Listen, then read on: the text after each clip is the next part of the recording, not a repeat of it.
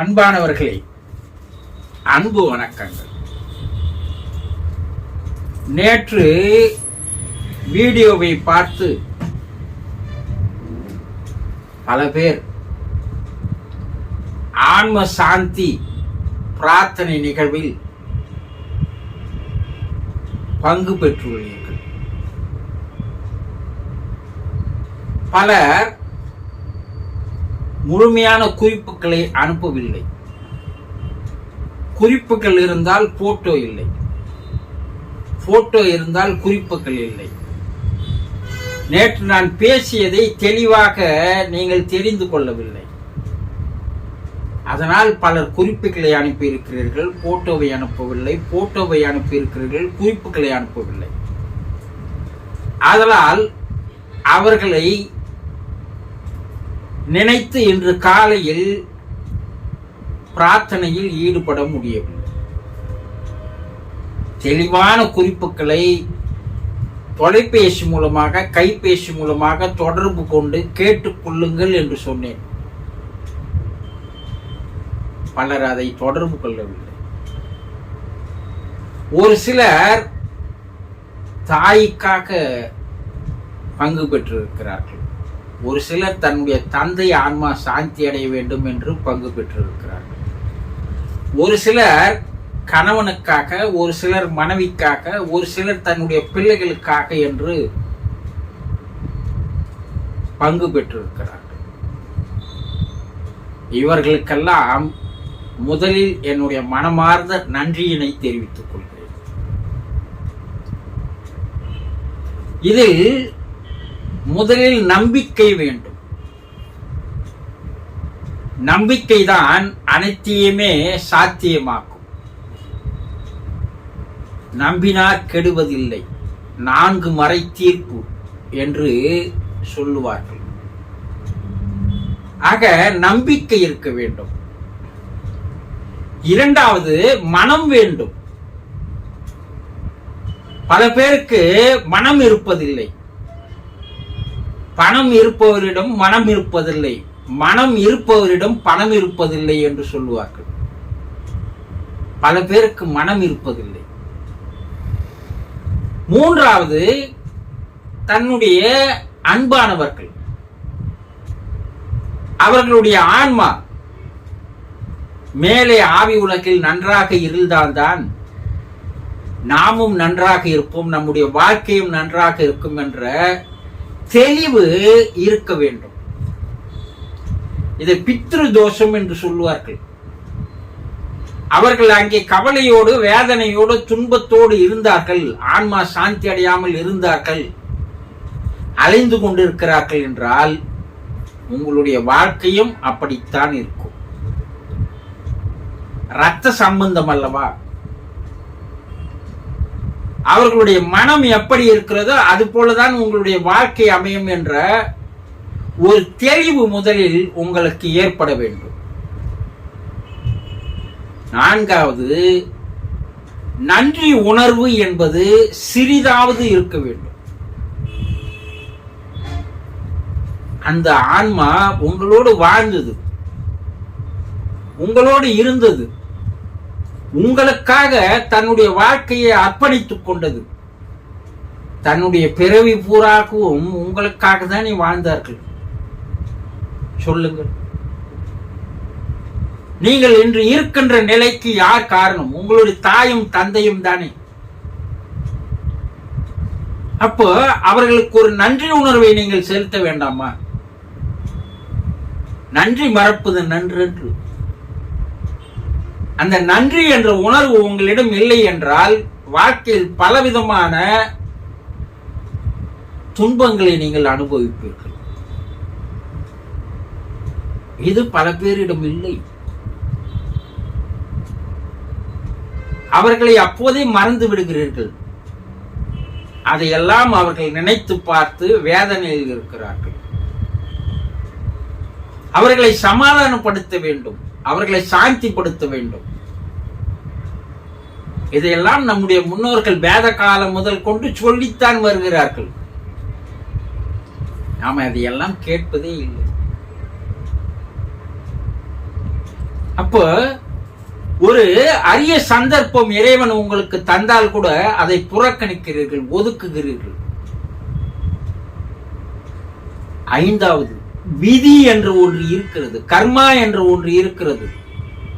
உன்னுடைய கர்மா அவர்களுக்கு எதையும் செய்யக்கூடாது என்று ஒரு மனதிலே உங்களுடைய எண்ணத்தை தோற்றுவிப்பது கூட உங்களுடைய கர்மா தான். அவர்களுக்கு உங்களால் எந்த ஒரு நன்றியும் செலுத்த முடியவில்லை என்றால் அவர்கள் செய்த கர்மா. உங்களுக்கு அவர்கள் மீது அன்பு இல்லாமல், நன்றி இல்லாமல் செய்வது அவர்களுடைய கர்மா. அதை அவர்கள் அனுபவித்தாக வேண்டும். இதை நீங்கள் அனுபவித்துத்தான் ஆக வேண்டும். இது ஒரு ஆழமான விஷயம். இதை புரிந்து கொள்வது என்பது அவ்வளவு சாதாரணமான விஷயங்கள் அல்ல. 30 ஆண்டு கால அனுபவங்கள்.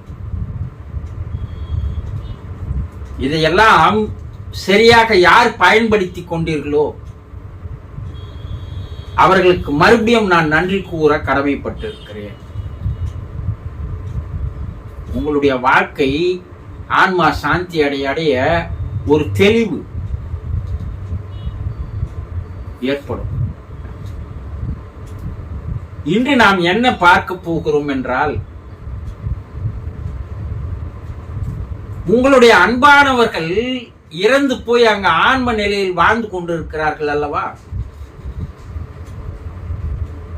அவர்கள் உங்களுக்கு சில செயல்களை செய்வீங்கள் என்று அவர்கள் கூறுகிறார்கள். நான் பூமியில் வாழ்ந்த போது இந்த செயல்களை எல்லாம் நான் செய்யவில்லை. அதனால் நான் இங்கு வந்து பல்வேறு துன்பங்களை, வேதனைகளை அனுபவிக்கிறேன். அதனுடைய விளைவுகள், பலன்கள் இப்போது நான் அனுபவித்து வருகிறேன். இந்த வேதனைகளுக்கும் துன்பங்களுக்கும் நான் எதற்காக இப்படி ஆளானேன் என்று உயர்நிலை ஆன்மாக்களிடம் கேட்கும் போது அவர்கள் என்ன கூறினார்கள் என்றால், நீங்கள் பூமியில் வாழும்பொழுது எப்படி வாழ்ந்தீர்களோ அந்த வாழ்க்கைக்கு தகுந்த பிற்பாடுதான் உங்களுக்கு இந்த நிலைகள் கிடைக்கிறது. நீங்கள் அங்கு வாழ தவறிவிட்டீர்கள், வாய்ப்பை நீங்கள் தவறவிட்டு விட்டீர்கள்.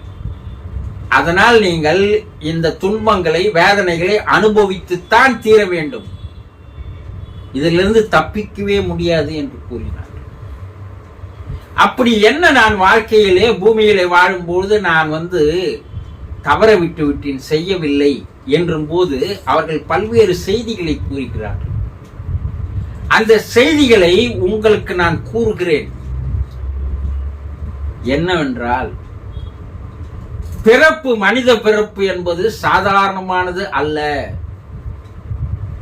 இறைவன் உங்களுக்கு கொடுத்த அந்த பிறப்பு ஒரு அற்புதம், ஒரு வரம், ஒரு அன்பளிப்பு.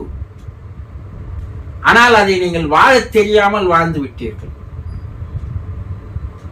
ஒன்று, நீங்கள் உலக ஜீவராசிகளின் மீதெல்லாம் அன்பும் இரக்கமும் காட்ட தவறிவிட்டீர்கள். எல்லா உயிரினங்களிலும், எல்லா ஜீவராசிகளிலும், எல்லா ஜீவன்களிலும் ஆத்மா என்று ஒன்று இருக்கிறது, ஆன்மா என்று ஒன்று இருக்கிறது. அது இறைவனுடைய அம்சம் தானே, இறைவனுடைய பிரதிபலிப்பு தானே.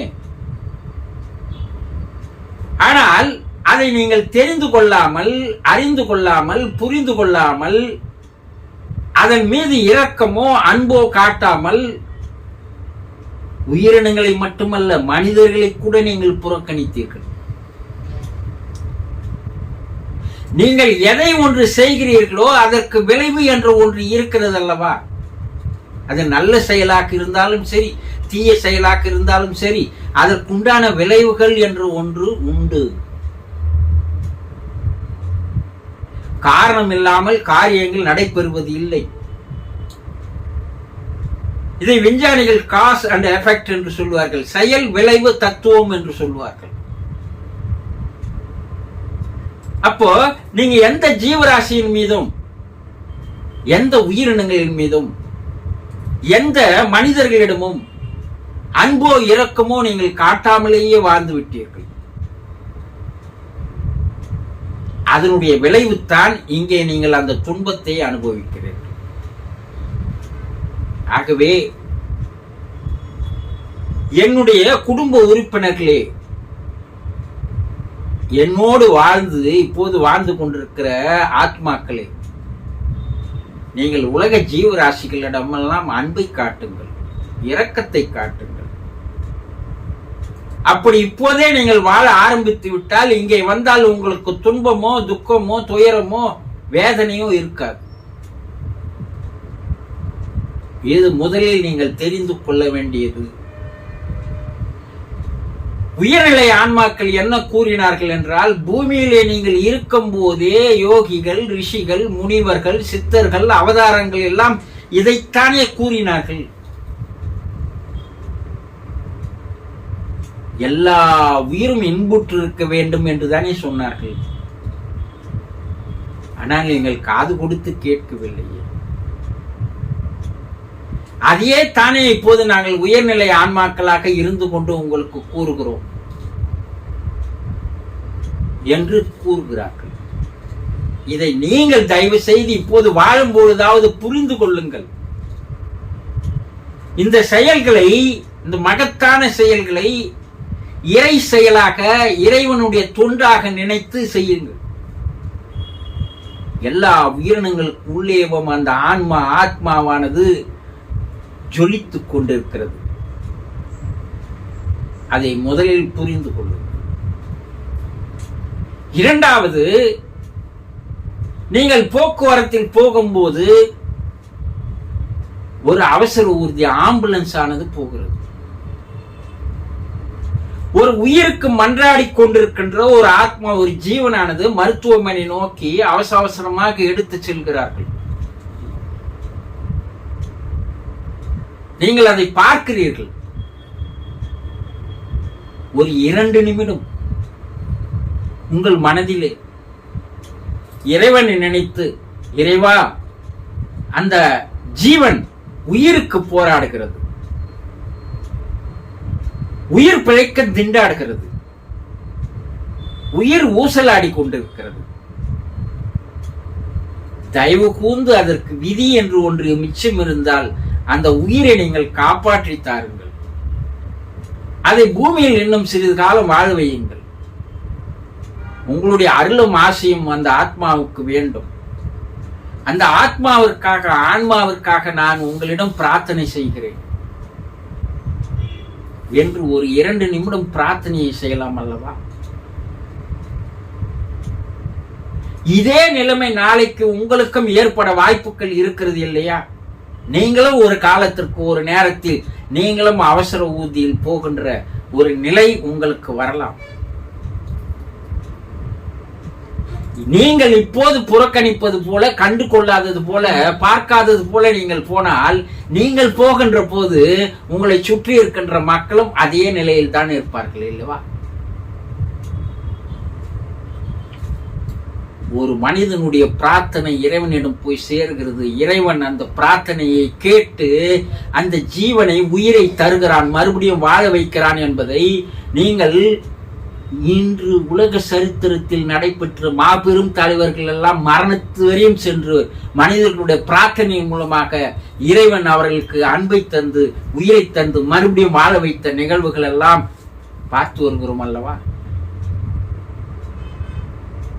இன்றிலிருந்தாவது தயவு செய்து செய்யுங்கள். நீங்கள் உங்கள் வாழ்நாளில் நீங்கள் அந்த பிரார்த்தனை எல்லாம் செய்ய சொல்லும் போது ஒரு நிலைமை நமக்கு ஏற்பட்டால், நாம் போகும்போது பல 100 ஆத்மாக்கள் உங்களுக்கு பிரார்த்தனை செய்வார்கள்.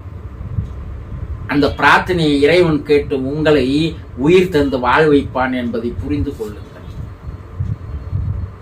இரண்டாவது, இறந்து போனவருடைய தேகத்தை, சடலத்தை ஊர்வலமாக எடுத்து போகிறார்கள். நீங்க என்ன செய்யறீங்க? அதை பார்த்த பிற்பாடு பார்க்காதது போல் முகத்தை திருப்பிக் கொள்கிறீர்கள். அது ஏதோ ஒரு அபசுகுணமாக நினைக்கிறீர்கள். யாரோ ஒருவர் இறந்து போய்விட்டார் என்று நினைக்கிறீர்கள், புறக்கணிக்கிறீர்கள், ஒதுக்குகிறீர்கள். அந்த சடலத்தின் மீது அவருடைய ஆத்மாவானது கூடவே தான் போகிறது. மயான காடு வரைக்கும் அது போகிறது. நீங்கள் ஒரு 2 நிமிடம் இந்த ஆத்மா சாந்தி அடைய வேண்டும் என்று உங்கள் மனதிலே நீங்கள் நினைத்தால் அந்த ஆத்மாவானது சாந்தி அடைவதற்கு அதற்கு ஒரு பக்கபலமாக உங்களுடைய பிரார்த்தனையானது இருக்கிறது. இறைவன் அதை கேட்கிறான். இன்று நீங்கள் புறக்கணிக்கிறீர்கள், பார்க்காது போகிறீர்கள். யாரோ ஒருவர் இறந்து விட்டார், அவருக்கும் நமக்கும் சம்பந்தம் இல்லை என்று நினைக்கிறீர்கள் அல்லவா? நாளை உங்களுடைய சடலம் போகும் போதும் எல்லோரும் அதே போலதான் நினைக்க ஆரம்பிப்பார்கள். அப்போ உங்களுக்கு பிரார்த்தனை செய்வதற்கு யாருமே ஆட்கள் இல்லை. அப்ப அந்த ஆன்மா சாந்தி அடையுமா? சிந்தித்து பாருங்கள். இந்த பிரபஞ்சத்திலே ஒருவருக்கொருவர் தொடர்பு இல்லாமல், இணக்கம் இல்லாமல், உறவு இல்லாமல் வாழ்வது கிடையாது. மற்றொருவர் இழுத்து விடுகின்ற மூச்சைத்தான் நீங்கள் இழுத்து வாழ்ந்து கொண்டிருக்கிறீர்கள். அங்கே மதம் இல்லை, பேதம் இல்லை, இனம் இல்லை, மொழி இல்லை, ஜாதி இல்லை. ஆனா பிரபஞ்சத்தில் அவர்களுடைய காற்றெல்லாம் கலக்கிறது. அந்த காற்றைத்தானே நீங்களும் இழுத்து விடுகிறீர்கள். பிரபஞ்ச இயக்கமே ஒருவரோடு ஒருவர் தொடர்பு கொண்டு இயங்கிக் கொண்டிருக்கின்ற நிலைதான் பிரபஞ்சம். எப்போது நீங்கள் இந்த பிரார்த்தனையை வைக்கிறீர்களோ அப்போது நாளை நாம் போகும்போது நமக்காக பல ஆயிரம் பேர் பிரார்த்தனை செய்யும் போது அந்த ஆன்மா மேல போய் துன்பத்தை அனுபவிக்காது. மிக எளிமையாக அந்த ஆன்மா சாந்தி அடைவதற்கு இறைவன் வழிகளை காட்டுகிறான். அடுத்து வாழும்பொழுது உங்களால் முடிந்த அளவுக்கு தான தர்மங்களை செய்யுங்கள். உங்களுடைய அன்பான ஒரு ஆன்மா சொல்கிறது, உங்களுடைய தான தர்மங்கள் தான் எங்களை வேதனையிலிருந்து விடுவிப்பதற்கு ஒரு பெரிய ஊக்குவிப்பாக இருக்கிறது, காரணமாக இருக்கிறது. நாங்கள் வாழும்பொழுது செய்யவில்லை, அதை அனுபவிக்கிறோம். இப்போது நீங்களாவது செய்யுங்கள். உங்களுடைய வாரிசுகள், உங்களுடைய குடும்ப அங்கத்தினர்கள் தான தர்மங்களை செய்தால் நீங்கள் இந்த துன்பத்திலிருந்து விடுபடுவதற்கு வாய்ப்புகள் அதிகம் இருக்கிறது என்று உயர்நிலை ஆன்மாக்கள் எங்களிடம் கூறுகின்றனர். நாங்கள் தான் அதை செய்யவில்லை.